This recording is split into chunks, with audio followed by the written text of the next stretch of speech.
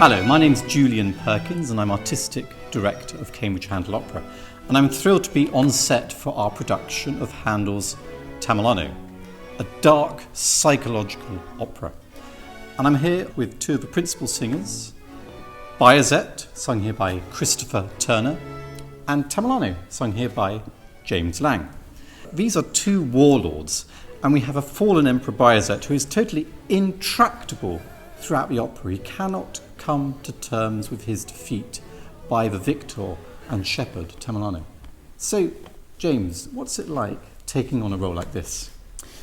Well, I think any Handel title role is always going to be a challenge, although this is one of Handel's first operas where perhaps the title role wasn't really the main role in the piece. So I feel that that there's a rivalry already within the amount of singing that one has to do against Bajazet. Exactly, there's tension in the room. I mean, he's an emotionally quite stunted character, isn't he? He is. He's dominated the known world. He's defeated Bajazet and has witnessed his daughter being brought before him and has fallen in love.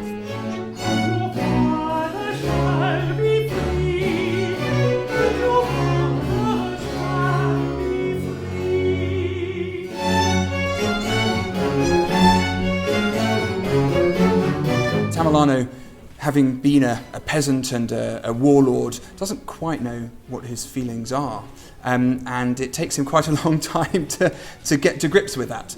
And it's very naive and very innocent, even though he's obviously a brilliant strategist and commander.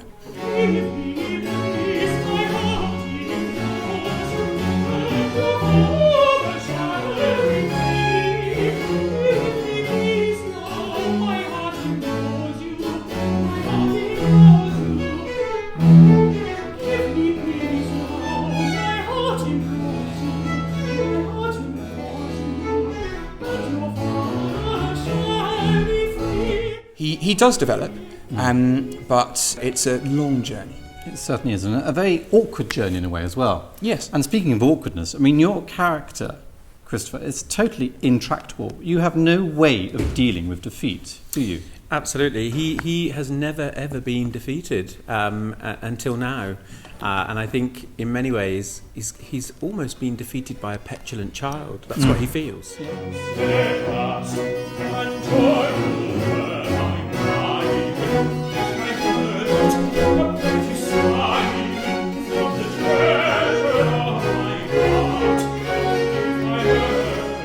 It's been one of the most, I suppose, challenging roles, not just vocally, but psychologically, to keep that anger and frustration going throughout, from beginning to end, but also to give it an arc and a journey.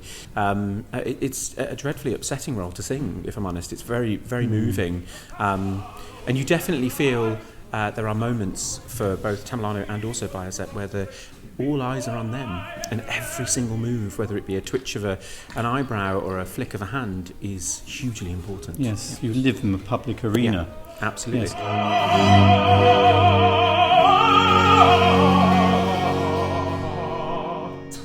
From the treasure of my heart.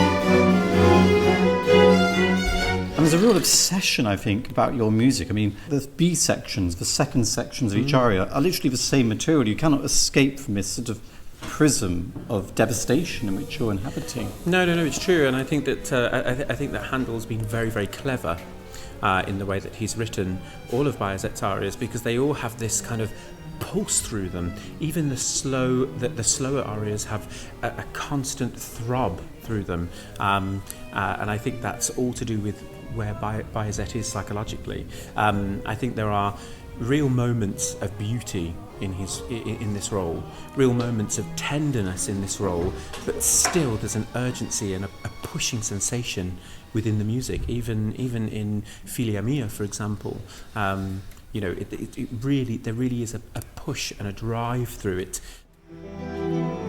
What a dear one, do not shed tears. No, do not shed tears. What a dear, do not shed tears. It's a very tender moment, isn't it? Figlia mia, daughter, dear one. And what I love about it is it's this beautiful moment, but it is only a moment. It's such a short piece. You're expecting it to develop into some beautiful Baroque bel canto aria, and it's quite cruel in a way how Handel cuts it off. Yeah, no, it's very, very short. You're kind of craving a longer A section or a longer B section, but it kind of is it's a circular arietta in a way, isn't it? It's a sort of Or an lullaby to arioso. your daughter, isn't it? Absolutely, it's beautiful. There's a rocking sensation, and anybody that comes to see the production will see that that's been put into the physicality of the role as well. It's very moving. Well, thank you both. It's a pleasure. Thank you.